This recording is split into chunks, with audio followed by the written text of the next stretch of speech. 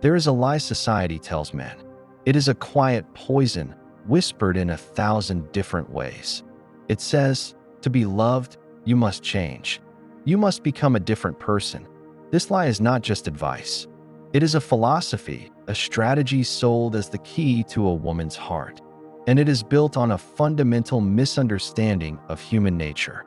Most people believe this story is about self-improvement. It is not.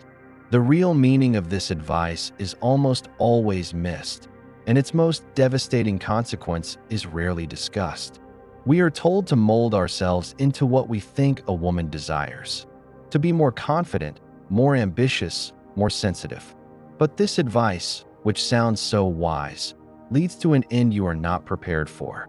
It is a trap, and today we are going to explore why it fails and what hidden truth it conceals. The idea is simple. You see someone you desire. You study them.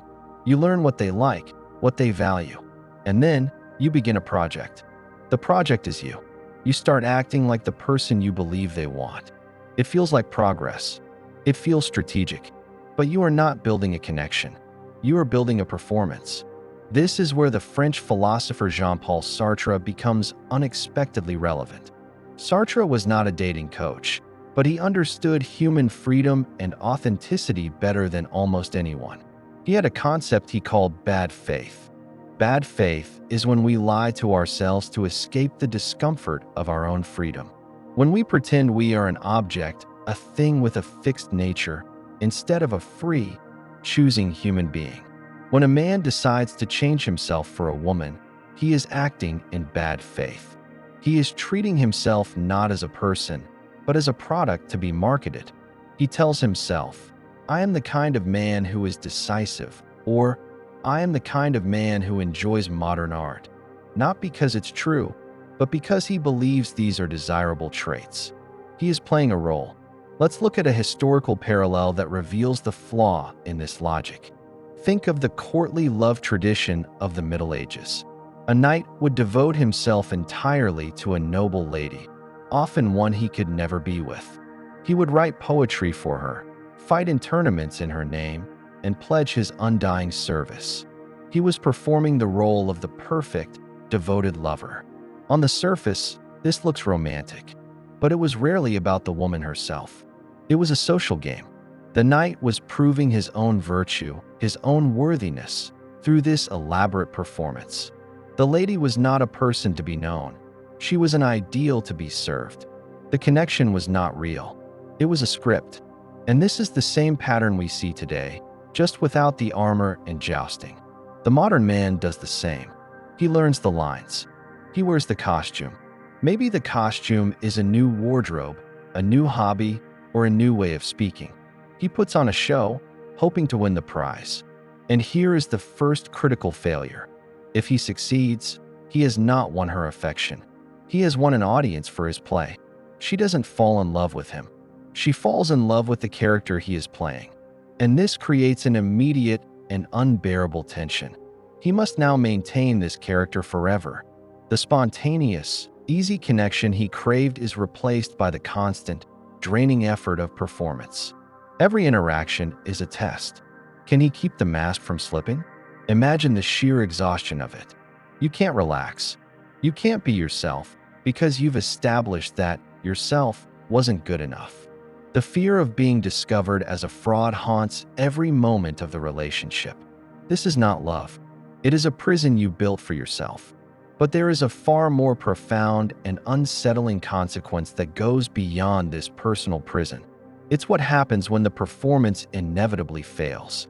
Because all performances end, the mask will slip. He will get tired. His true self, his actual preferences, his moods, his flaws, will eventually surface. And when it does, the woman will feel betrayed. She will say, "You've changed. You're not the man I fell in love with." And she is right. She never met the real man. She only met his representative, his well-rehearsed actor. The collapse is not just a breakup. It is the shattering of a shared illusion. Sartre would say the man was trying to escape his facticity, the raw, unchangeable facts of who he is. But he was also escaping his freedom, his power to create his own values. Instead, he outsourced his values to someone else. He let her desires, or what he imagined her desires to be, dictate his existence. This is the opposite of a strong foundation for a relationship. It is self-abandonment. And here is the truth that is almost never spoken aloud. The problem isn't that he failed to change enough. The problem is that he tried to change in the first place. He started from a place of shame, believing his authentic self was unlovable. This belief is the original poison. The strategy of changing was just a symptom. The toxic lie isn't just that changing will make you loved. The deeper lie is that you need to change to be worthy of love at all. This is the core of the wound. It turns the beautiful, messy process of human connection into a transaction, a test you must pass, a role you must audition for. The belief that you must become someone else to be loved creates a cycle of failure. If you succeed in your performance, you are trapped in a lie. If you fail, it reinforces your original, toxic belief that your true self is unworthy. It is a game that cannot be won. You either live a lie or confirm your deepest fear. There is no victory here. Now, we arrive at the final turn, the hidden truth of this entire dynamic. The most important part of this story is not what happens to the man. It is what he does to the woman. When a man presents a false self to a woman, he is not honoring her. He is disrespecting her. He denies her the chance to see who he really is. He denies her the choice to love him, flaws and all.